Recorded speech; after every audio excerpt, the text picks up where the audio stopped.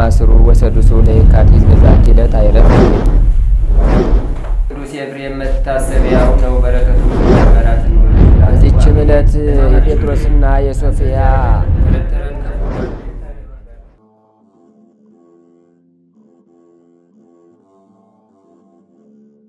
በስመ አብ ወወልድ ወመንፈስ ቅዱስ አሐዱ አምላክ አመሰዱሱ ለመጋቢት በዛቲ ዕለት ኮነ ዲዮስቆሮስ ሰማዕተ በመዋዕለ መንግሥቶሙ ለተንባላት። አንድ አምላክ በሚሆን በአብ በወልድ በመንፈስ ቅዱስ ስም መጋቢት 6 በዚች ቀን በእስላሞች ዘመነ መንግሥት ዲዮስቆሮስ በሰማዕትነት አረፈ። ይህም ቅዱስ ከእስክንድሪያ ሰዎች ወገን ነው። በማግባባት በመገፋፋት ከክርስቲያን አውጥተው ወደ እስልምና አስገቡት። በእምነታቸውም ጥቂት ጊዜ ኖረ። ፍዩም በሚባል አገር ለአንድ ክርስቲያን ሰው የተዳረች አንዲት እህት ነበረችው። ወንድሟ የክብር ባለቤት የጌታችን ኢየሱስ ክርስቶስን ሃይማኖት እንደተወ በሰማች ጊዜ ታላቅ ሐዘንን አዘነች። ከዚህም በኋላ እንዲህ ብላ ወደ እርሱ መልእክትን ላከች። የክብር ባለቤት ክርስቶስን አንተ እንደ ካድከው ከምሰማ ሞተህ መርዶ ቢመጣልኝ እወድ ነበር። ከዚያም ከቅዱሳት መጻሕፍት ጠቅሳ ጻፈችለት። በደብዳቤዋ ፍጻሜ እንዲህ ብላ ጻፈች። ከዛሬ ጀምሮ ወደ ክርስትና ካልተመለስክ ይቺ ደብዳቤ በእኔና በአንተ መካከል የፍቅር ፍጻሜ እንደሆነች ከቶ ፊትንም እንዳታሳየኝ፣ መልእክትም ቢሆን አትላክልኝ። የቱንም የመልእክት ደብዳቤ ባነበበ ጊዜ መሪር እንባን አለቀሰ፣ ተጸጸተ፣ ፊቱን ጸፋ፣ ጽሙንም ነጨ።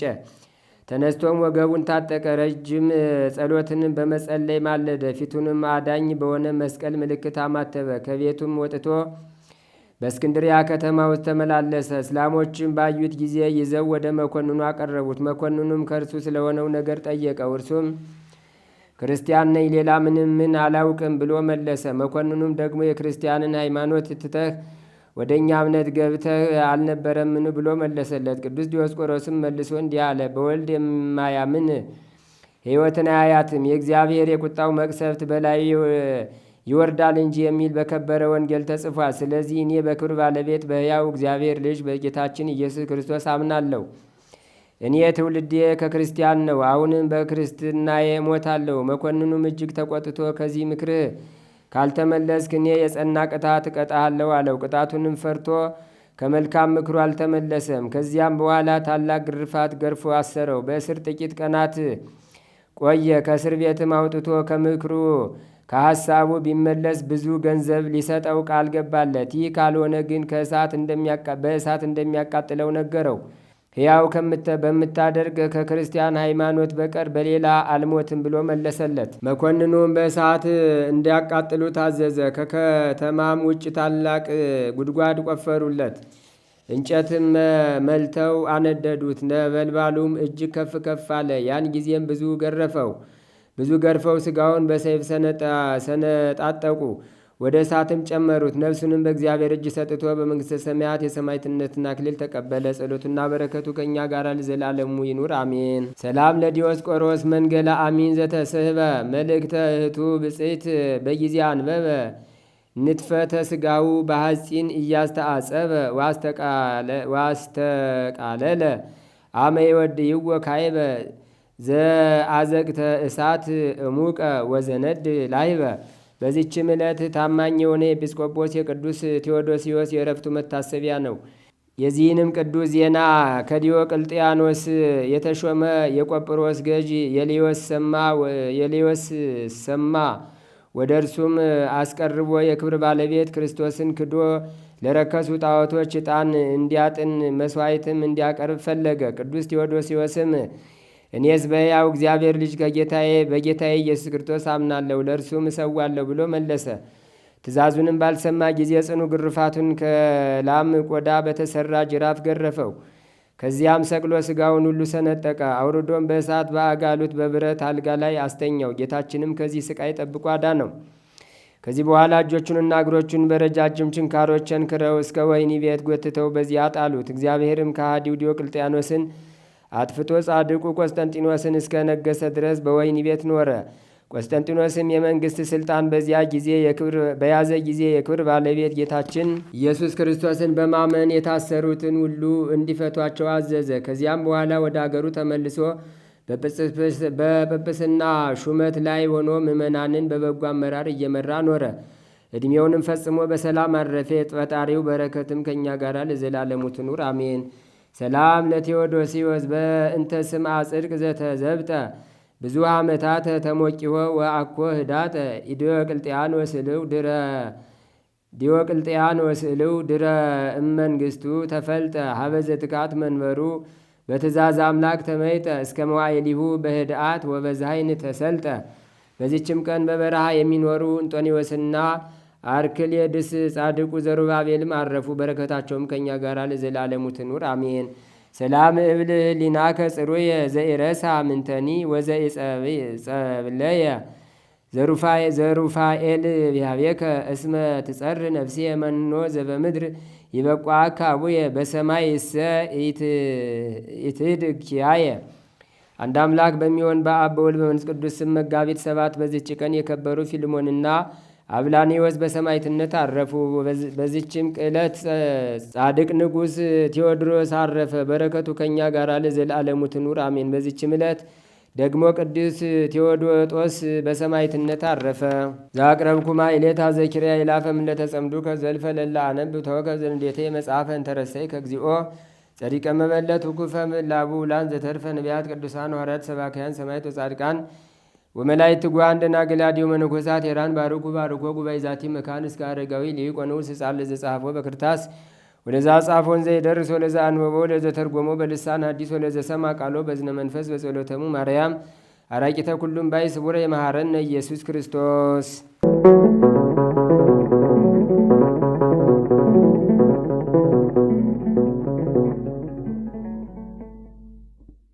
ተአምር ዘገብረ እግዚእነ ወአምላክነ ወመድኃኒነ ኢየሱስ ክርስቶስ ሳሉ ወምህረቱ ያሉ ምስለ ኩልነ ህዝበ ክርስቲያን ለዓለም ዓለም አሜን። ይቅርታውና ቸርነቱ ለዘላለም በእውነት ለሁላችን ይደረግልና ጌታችንና አምላካችን መድኃኒታችን ኢየሱስ ክርስቶስ ያደረገው ተአምር ነው።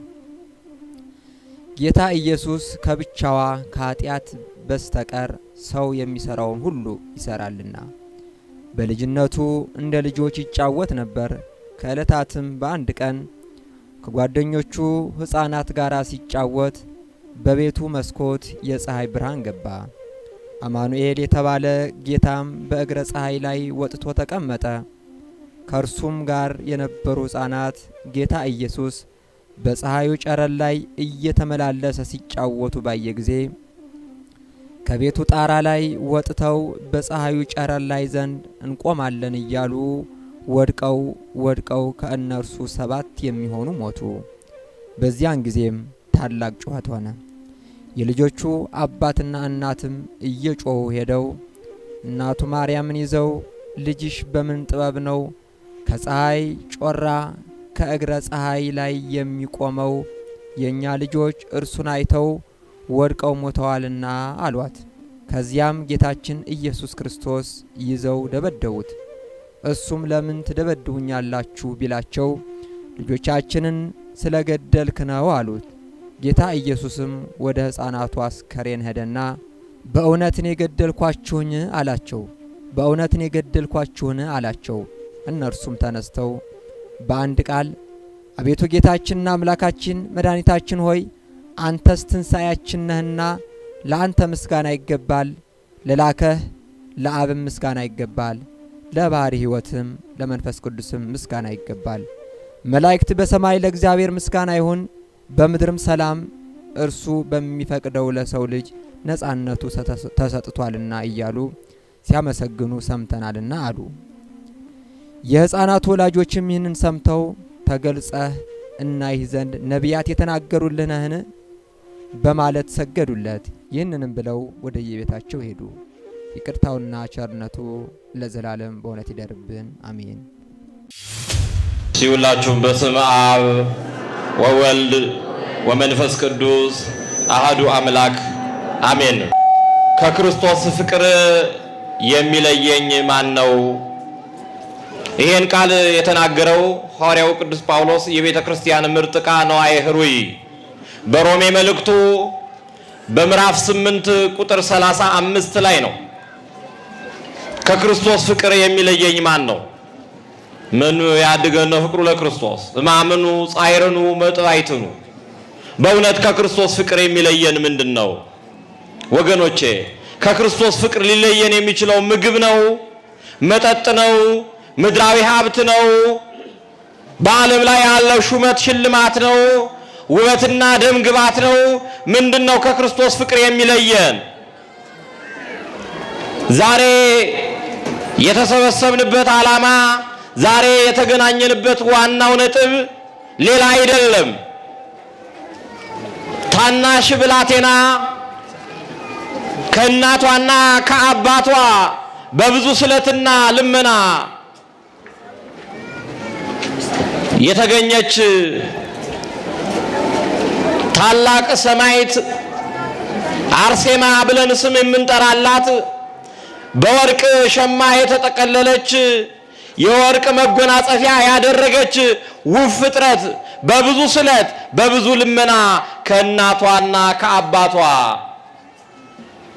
ይህች ሴት በሮም ተገኘች። አወላለዷ፣ አፈጣጠሯ፣ አግኝቷ ሁሉ እንደ ቅዱሳን ነው። እመቤታችንን እናትና አባቷ ኢያቄምና ሐና በብዙ ደጅ ጥናት እንዳገኙ፣ ዘካርያስና ኤልሳቤጥ ዮሐንስን ለማግኘት ብዙ እንደለፉ፣ አብርሃም ይስሐቅ እስኪሰጠው ድረስ ለ100 ዓመት ደጅ እንደጠና፣ ሶምሶንን ለማግኘት እነ ማኑሄ ብዙ እንደለፉ፣ ብዙ እንደደከሙ፣ ብዙ ቅዱሳን የሚገኙት በብዙ ደጅ ጥናት ነው። እግዚአብሔር ነፍጓቸው አይደለም። ልጅ የምታጡ ሰዎች፣ ልጅ ለማግኘት ብዙ የለፋችሁ ሰዎች አትዘኑ፣ አትጨነቁ። እግዚአብሔር በእድሜያችሁ አመሻሽ ደጅ አስጠንቶ ልጅ ይሰጣቸዋል። ለምን ብትሉ አንደኛ ያ ልጅ ከቅዱሳን እንዲደመር በብዙ ልመናና ጸሎት ይገኛል በደጅ ጥናት። ሁለተኛ በስስትና በክብር እንድታሳድጉት ነው። በደጅ ጥናት የመጣ በልፋት የመጣ ልጅ ዝም ብሎ የትም አይጣልም። በእንክብካቤ ያድጋል፣ በፍቅር ያድጋል፣ በበረከት ያድጋል። እነዚህ በስለት ያደጉ ሰዎች ሁልጊዜ ለእግዚአብሔር ነው የሚሰጡት። አባትና እናት ናሲያ አስቡ። እነ ቴዎድሮስ ይህችን ሴት ከወለዱ በኋላ የኛ ትሁን አላሉም።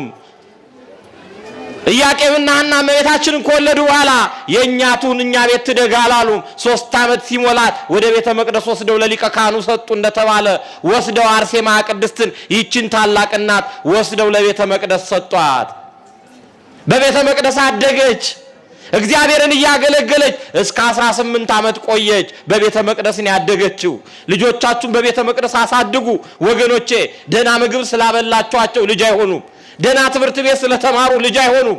ደህና ልብስ ስለገዛችሁላቸው ሰው አይሆኑም። እርቃናቸውን ሰውነታቸውን በጨርቅ አይደለም መሸፈን ያለባችሁ፣ በጸጋ እግዚአብሔር ነው መሸፈን ያለባችሁ።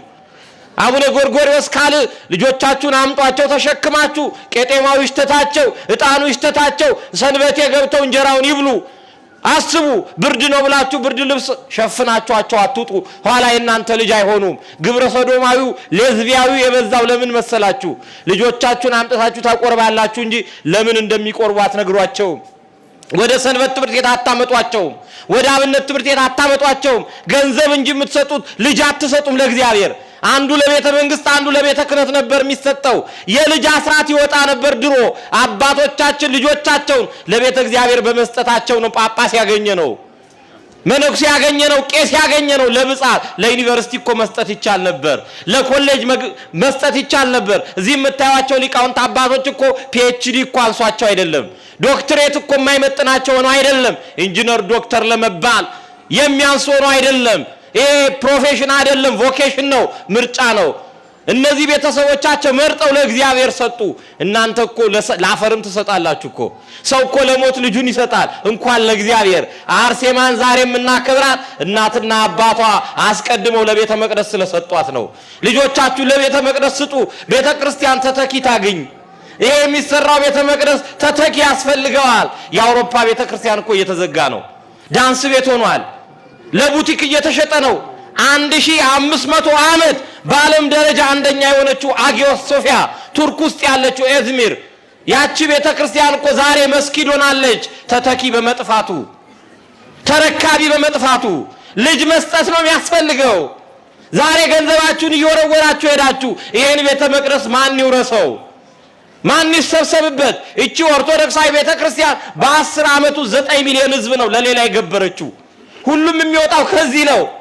እኛም ገንዘብ እንሰበስባለን እንጂ ሰው አንሰበስብም። እኛም እዚህ መድረክ ላይ ቆመን ገንዘብ አንጡ እንላቸዋለን እንጂ ልጅ አንጡ አንልም። ታቦቱ ቢጠፋ ፖሊስ ጣቢያ እንሄዳለን። ስንት ታቦት የሆነ ሰው ጠፍቷል እዚህ ውስጥ። ስንት ከሃይማኖት ወጥቷል። ስንት ከቤተክርስቲያን ወጥቶ ሱስ ውስጥ ተደብቋል። አርሴማን አምጥተው ለቤተ መቅደስ ሰጧት። ከቃሉ ጋር ናችሁ? ለምን ሰጧት? ለቤተ መቅደስ ሰጧት። አሁን ገንዘብ አንጡ ስላችሁ ትሰለፋላችሁ። ልጅ አምጡ ስላችሁ ግን የሚሰጥ የለም። ያማጥኩት ልጅን እንዴት እግዚአብሔር ካሳደገ ነው ልጅ የሚያድገው። እግዚአብሔር ካልባረከ ልጅ ጧሪ ቀባሪ አይሆንም።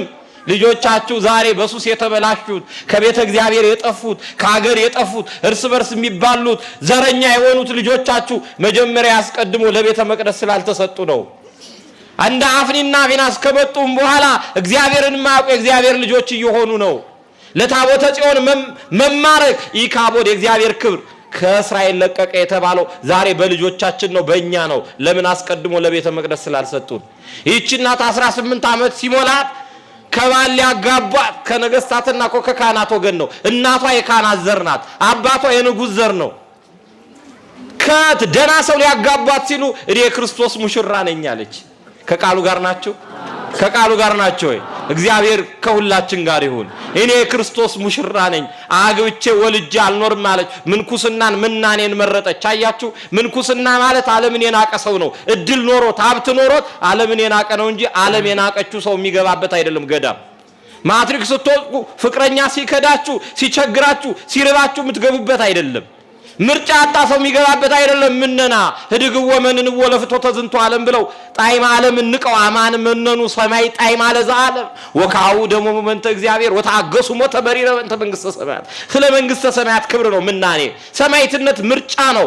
እግዚአብሔር የመረጣቸው የሚቀበሉት ነው። አንድ አባት ሰይፍ አቆሞ እዛ ሰይፍ ላይ ይወድቅ ነበር። ሰይፉ ግን አባ ሀቢብ ይባላል፣ ይለመጥበት ነበር። መጨረሻ ላይ ቢባርከው ቀጥ ብሎ ቆመለት። እግዚአብሔር ተገልጦ ምን አለው? አንተን ለሰማይትነት አልፈለኩም፣ አንተ ጸጋ ምንኩስና ነው አለው። ሰማይትነት ዝም ብሎ የሚገኝ አይደለም። አርሴማን የመረጣት እግዚአብሔር ነው። ሰው ስለፈለገ ሰማይት አይሆንም። የተበጠረስ እንደሆኑ እንደ መገበሪያ ለእግዚአብሔር መቅረብ የሚቻለው በሮማ አደባባይ እንደ ጧፍ ማብራት የሚቻለው ማን ሲፈቅድ ነው? አረ ተናገሩ። ጊዮርጊስን የመረጠው አርሴማን የመረጣት፣ መርቆሬዎስን የመረጠው ሚናስ አቦሊን የመረጠው እግዚአብሔር ነው።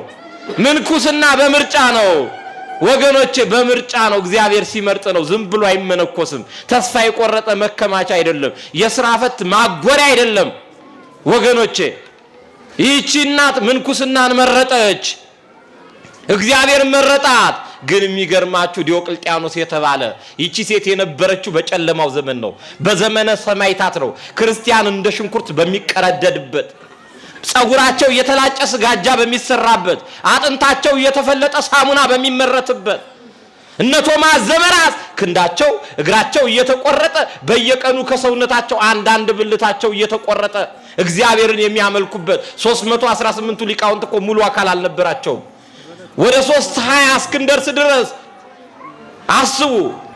ያ ታላቅ ቆስጠንጢኖስ እስኪመጣ ድረስ በጨለማው ዘመን የነበረች እቺ ሴት ናት። ያን ጊዜ እቺን ሴት ፈተና ገጠማት። ንጉሱ የምታምር ሴት አምጡልኝ አለ። በአገር ላይ ተፈልጋ ይቀረሽ ማትባል መልከ መልካም።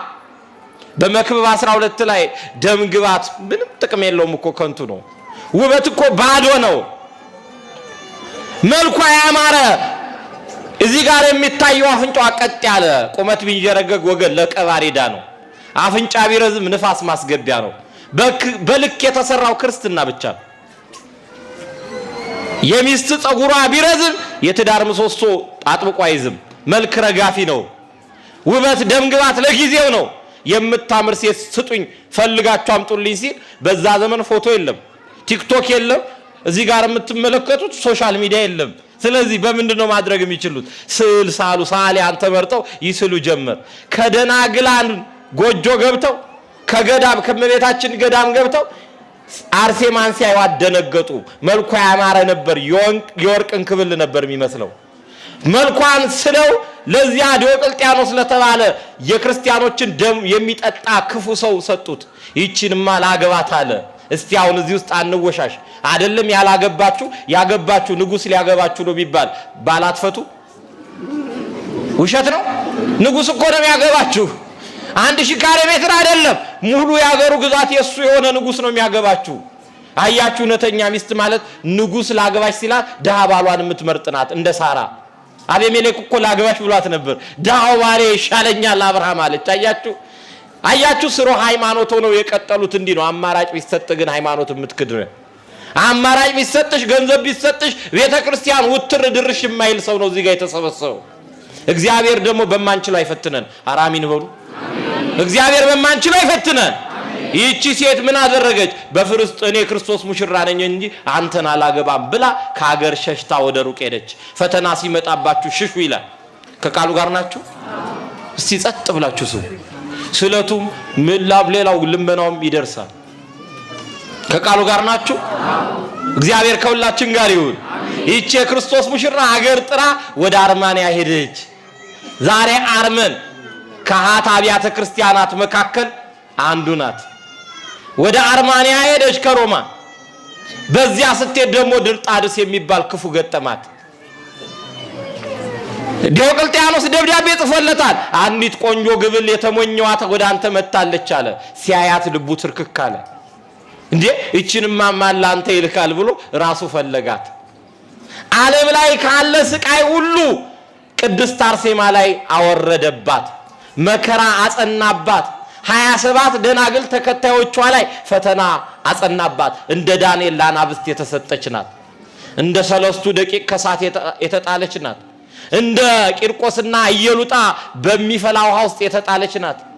ለስቃይ እስክትሆን ድረስ ይሄ ሁሉ መከራ ደረሰባት። በመከራ መጽናት ነው ዛሬ ስለ አርሴማ ስንማር ማሰብ ያለባችሁ። በየዓመቱ በዓመት 6ና 4 ክብረ በዓሏ ሲከበር ታሪኳን መተረክ ጥቅም የለም። ታሪክ ሰርቶ ማለፍ ነው ጥቅሙ። እኛ ታሪክ ተራኪዎች አይደለንም። ቤተክርስቲያን የአዋቂዎች መናኸሪያ አይደለችም፣ የቅዱሳን መናኸሪያ ናት። የእውቀት ሰዎች ግኖስቲኮች የሚሰበሰቡባት አይደለችም። ታሪክ መተረኪያም አይደለችም፣ ታሪክ መስሪያ ናት እቺ ቅድስት ቤተክርስቲያናችን። ስለ አርሴማ መተረክ አይደለም። ዛሬም ሰማዕትነት ስለሚያስፈልግ የአርሴማን ታሪክ መድገም ነው። የአርሴማን ታሪክ በሕይወት በመከራ በመጽናት በፈተና በመጽናት በክርስትና እምነት በመጽናት ሕይወታችንን ለእግዚአብሔር በመስጠት መኑ ያድገን ፍቅሩ ለክርስቶስ ማምኑ ጻይረኑ መጣይ ከክርስቶስ ፍቅር ማን ነው የሚለየኝ? ደስታዬ ክርስቶስ ነው ብሎ ማሰብ ነው። ዝም ብሎ ማልቀስ ማላዘን ጥቅም የለውም። ቅዱስ ጳውሎስ እስር ቤት ሆኖ ለገላትያ ሰዎች በጌታ ደስ ይበላችሁ አለ። ደግሜ እላለሁ ደስ ይበላችሁ። ታሰው እኮ ነው ደስ ያለው። አባቶቻችን ወደ እሳት ወደ ስለት ሲገቡ ትኩስ ጠጅ እንደጠጡ ሰው ፊታቸው እያበራ ይወጣሉ፣ የሚያገኙትን መንግስተ ሰማያት እያሰቡ። እኔና እናንተ አንድ ቀን ራስ ምታት ቢያመን ምን ነው አርሴማ ምን አረኩሽ ነው የምትሉት? ልጃችን በሞት ብትነጠቅ አርሴማ እያገለገልኩሽ እንዴት ይሄን ታረጊያለሽ ብለን ከእግዚአብሔር እንጣላለን። እነሱ ግን ራሳቸውን እየሰጡ እና አግናጤዎስ ምጥው ለአንበሳ እየተሰጡ በድንጋይ እየተገደሉ እኔ አበል ተቀብዬ ነው የሚሄደው። አበላቸው ግን ጥፊ ነው። አበላቸው ግን ራሳቸውን በዘንግ መቀጥቀጥ ነው። መከራ ነበር የአባቶቻችን ደሞዛቸው። ግን በዛ ውስጥ ሆኖ ቅዱስ ጳውሎስ እኔና እናንተ ታስረ የምንጽፈው ደብዳቤ ይታወቃል። የተዋኑ ነገር አይነሳ፣ የምግቡ ነገር ሊገለን ነው፣ ተሰልፈን ነው የምንሸናው ነበር እያንዳንዱ ደብዳቤያችን። ቅዱስ ጳውሎስ ግን ምን አለ? በጌታ ደስ ይበላችሁ አለ። ደግሜ እላለሁ ደስ ይበላችሁ። ደግሞ ያለው ሁሌ ነው። አሁንም በመከራ ውስጥ በጭንቀት ውስጥ ሆናችሁ ደስ እንዲላችሁ አርሴማን ስታስቡ መከራዋን ስታስቡ ደስ እንዲላችሁ። ክርስትና ማለት የሜዳ ላይ ግልቢያ አይደለም፣ የመሰናክል ሩጫ ነው ወገኖቼ። ይሄን ፈተና አልፎ ነው ለጽድቅ የሚበቃው። አባ ተክለ ሃይማኖት እግር አጥተው ነው ክንፍ ያበቀሉት። ይሄ እንድታስቡ ይገባል። ዮሐንስ መጥምቅ ታላቁ አባት ሴት ልጅ ከወለደው እንደ ዮሐንስ የከበረ የለም የተባለው አንገቱ ተቆርጦ 15 ዓመት አንገቱ ብቻ ሰብኳል። ሌላው አካሉ በምድር አረብ ተቀብሮ ወገኖቼ አንድም ሻይና ቡና እየጠጣ ኬክ እየበላ ጻድቅ የተባለ የለም። በብዙ መከራና በብዙ ፈተና ወደ እግዚአብሔር መንግስት እንገባለን የተባለው። አሁን ከሰማይታት ቆላተ ህማማት ወረዱ ወጻድቃኒ ከገዳማት ወዱ። እነዚህ አባቶች ወደ ቆላ ወርደው በበረሃ ተንከራተው ነው ህይወት ያገኙት። ጠርጠሉስ የተባለው የቤተ ክርስቲያናችን ታላቅ ሊቅ ምንድነው ያለው? የሰማይታት ደም ለቤተ ክርስቲያን ዘር ሆነ። አርሴማ ላይ ከበቀልክ ዛሬም ፈተና አለ። ዛሬም ኦርቶዶክስ እየተሳደደች ነው። ዛሬም አባቶች እየታረዱ ነው። አርሲ ላይ በየቀኑ ክርስቲያን እየታረደ ነው። ሶማሌ ላይ በአንድ ቀን 10 ቤተ ክርስቲያን ነው የተቃጠለው። ካህናት ዛሬም መሰዊያ ላይ ይታረዳሉ። እውነት የሚናገር የለም፣ እውነት የሚመሰክር የለም፣ አንገቱን ለሰይፍ የሚሰጥ የለም። ኦርቶዶክስ የከተማ ሃይማኖት አይደለም። ምስክርነት ያስፈልጋል። አርሴማን መሆን ያስፈልጋል። የአርሴማን ቃልና ታሪክ መተረክ ብቻ አይጠቅምም። የአርሴማን ስራ መስራት ያስፈልጋል። ለዚች ቅድስት ቤተ ክርስቲያን ወጣትነትን መስጠት። አርሴማ ወጣትነቷን ነው ለእግዚአብሔር የሰጠችው። ድርጣድስ አልቻላትም። ድርጣድስ ሊመልሳት አልቻለም። ወገን እየሰማ ነው። ይህቺ ሴት በምንም ልትበገር አልቻለችም። መከራ እሷ ፊት አጎነበሰ። መከራ እሷ ፊት ተንበረከከ። ከክርስቶስ ፍቅር የሚለያት የለም። ዛሬ ኳስ እየለየህ ነው። ዛሬ ቲክቶክ እየለየህ ነው። ዛሬ ዩቲዩብ እየለየህ ነው ከቤተ እግዚአብሔር። የጸሎት ሰዓት የለም። አባቶችን የምትሰድብበት እጆች በፌስቡክ እና በሶሻል ሚዲያ ይፈነጠራል። አንተ ማነህ ምንድነህ ሲባል መከራ ለመቀበል የተዘጋጀ ሰው እዚህ ውስጥ የለም። ቤተክርስቲያን ላይ መከራ ለማድረስ የተነሳሳ ትውልድ ነው ዛሬ ያለው። አርሴማ ወጣትነቷን ነው ለእግዚአብሔር የሰጠችው። በጉብዝና ወራት ፈጣሪን አስብ የሚለውን ቃል ነው የፈጸመችው። ዛሬ በጉብዝናችን የት ላይ ነን? ብርጭቆ ላይ ነን፣ ሱስ ላይ ነን፣ ጫት ቤት ላይ ነን፣ ጥንቆላ ላይ ነን፣ ጣዖት አምልኮ ላይ ነን። ውበት ጣዖት የሆነባችሁ ሰዎች አርሴማን ተመልከቱ። ውበቴ ክርስቶስ ነው ያለችው፣ ሜካፔ ነው አላለችም። ዛሬ ሰው ከለሩ እስኪለይ ድረስ እግዚአብሔርን እያረመ ነው በሜካፕ። ይህቺ ሴት ግን ደምግባቷና ውበቷን ለሀብት አልተጠቀመችበትም፣ ለክርስቶስ ነው አሳልፋ የሰጠችው። እኔና እናንተ መስዋዕትነት አይደለም፣ ሰማዕትነት አይደለም። ዛሬ አስተዋጽኦ ስንጠየቅ ግን እያንጓጠጥን ነው፣ ከቤተ ክርስቲያን እየሸሸን ነው። ይህችና መስከረም 29 ቀን አንገቷን ለሰይፍ ሰጠች። ከአንገቷ ውሃ፣ ማር፣ ወተት ነው የወጣላት። አንገቷ ለ3 ሰዓት ነው ለብቻው ከተቆረጠ በኋላ ቀጥ ብሎ የቆመው ምስክርነት የሰጠው። እግዚአብሔር ተገልጾ ቃል ኪዳን የሰጠው ቤተ መቅደስሽን የሰራ ዝክርሽን ያዘከረ ስምሽን የጠራ ገርልሽን የጻፈ ያጻፈ ብሎ ቃል ኪዳን ሰጥቷታል።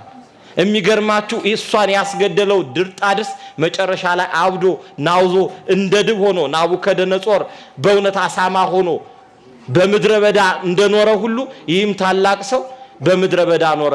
መጨረሻ ላይ ወንድሟ እንደሆነ የሚነገረው ጻድቁ ጎርጎሪዎስ ኤጲስቆጶስ የአርማንያ ኤጲስቆጶስ የሆነ አባት በበረሃ ተገልጾለት ይሄንን ድርጣድስ የተባለውን ከነ ወታደሮቹ አጠቃላይ መልሶ አጥምቆ አስተምሮ ለክብር አብቅቷል። አልተበቀለውም። እንግዲህ የቅድስት አርሴማ ወንድም እንደሆነ አርማንያ ሄጄ በትውፊት ሰምቻለሁ። ወንድሟ ነው፣ የሥጋ ወንድሟ ይላሉ። ግን በመጽሐፍ አላገኘሁትም። ይሄን እንድታዩ ድንገት የተለየ ነገር ካገኛችሁ ከየት አመጣው እንዳትሉኝ። ከሷ ጋር አብረው የተከተሉ ከ119 በላይ የሚሆኑ ቅዱሳን 27ቱን ቅዱሳን ጨምሮ ማለት ነው። ለነዚህ ሁሉ ፍልሰተ ስጋቸው ተደርጎ አጽሟ ፍልሰተ ስጋዋ ከተሰራላት ቤተ መቅደስ ወንድሟ ካሰራላት ጎርጎሪዎስ ካሰራላት ቤተ መቅደስ ፍልሰተ ስጋዋ ያረፈበት ሰላም ለፍልሰተ ስጋኪ ብለን የምንናገርላት የክርስቶስ ሙሽራ የሆነች ይቺና መታሰቢያዋ ነው። በስድስት መዋላ ክርስቶስን ለመሸፈን አይደለም፣ ክርስቶስን የምትገልጥናት። ሰማዕታት የክርስቶስ መገለጫዎች ናቸው። ስለዚህ ክርስቶስን የተረከች ክርስቶስን የገለጠች ናት። ይህችን ሰማዕት ልናከብራት ልንወዳት ይገባል። ኢየሱስ ክርስቶስ የሰማነውን በልቡናችን ይጻፍብን፣ ከቅዱሳን ረድኤት በረከት ያሳትፈን። የሰላም አምላክ ሰላማዊ ኢየሱስ ክርስቶስ ሰላም አሳድረህናልና እናመሰግናለን። ሰዓተ ማልቱን ባርከ ቀድሰ ሰላም ቀን እንድታውለን ቅዱስ ፈቃድ ይሁንልን። አጽራረ ቤተ ክርስቲያንን አስታክስልን። ቅዱስ ተዋሕዶ ሃይማኖታችን በቸርነት አስፋልን አብዛልን። የሰላም አምላክ ሀገራችንን በጽኑ ሰላም ጠብቅልን፣ ሕዝቦቿን በአንድነት አበርታልን። ሰላምህን ስጠን አምላካችን። ሰላም ቀን እንድታውለን ቅዱስ ፈቃድ ይሁንልን። አቡነ ዘበሰማያት ይትቀደስ ስምከ ትምጻእ መንግሥትከ ወይኩን ፈቃድከ በከመ በሰማይ ከማሁ በምድር ሲሳየነ ዘለለ ዕለትነ ሀበነ ዮም ወኅድግ ለነ አበሳነ ወጌጋየነ ከመ ንሕነኒ ንኅድግ ለዘአበሰለነ የታብአነ እግዚኦ ውስተ መንሱት አላ አድኅነነ ወባልሐነም ኩሉ እኩይ እስመ ዚአከ ይእቲ መንግሥት ኃይል ወስብሐት ለዓለመ ዓለም። በሰላመ ቅዱስ ገብርኤል መልአከ ወእግዝእቴ ማርያም ሰላም ለኪ ድንግል በኅሊናኪ ወድንግል በሥጋኪም እግዚአብሔር ጸባዖት ሰላም ለኪ ብሩክት አንቲ እምአንስቶ ብሩክ ፍሬ ከርስኪ ተፈሥሒ ፍሥሕት ኦ ምልዕተ ጸጋ እግዚአብሔር ምስሌኪ ሰአሊ ወጸልይ ምህረታ በፍቅር ወልኪ ኢየሱስ ክርስቶስ ከመ ይስራይ ለነ ኃጣውኢነ ተማኅፀነ ብኪ ኦ ተወካፌ ንስሐ ወሰራይ ኃጢአት ኢየሱስ ክርስቶስ ስራይ ኃጢአቴ ወኃጢአተ ኩሉ ሕዝብ ከማይሰራ ኃጢአት እግዚአብሔር ይፍታ። ንቁ ሚዲያ ለተመልካቾቹ ከሚያደርሳቸው ዕለታዊ ሳምንታዊና ወርሃዊ ዝግጅቶች መካከል የየዕለቱን ስንክሳር ወርሃዊና ዓመታዊ የቅዱሳን ገላትና ድርሳናትን በኢትዮ ማህበር የዩቲዩብ ቻናል ያቀርባል። የየዕለቱን ስንክሳር ባሉበት ሆነው በማድመጥ እንዲሁም ወርሃዊና ዓመታዊ የቅዱሳንን ዜና ሕይወታቸውን በማድመጥ ከቅዱሳኑ በረከትና ረድኤት እንዲያገኙ ንቁ ሚዲያ የሁል ጊዜ ምኞቱ ነው። በየዕለቱ የሚለቀቁ ዜና ቅዱሳንን ላይክ፣ ሼር እና ሰብስክራይብ በማድረግ አገልግሎቱን ይደግፉ። ንቁ ሚዲያ ርቱ የቤተ ክርስቲያን ልሳን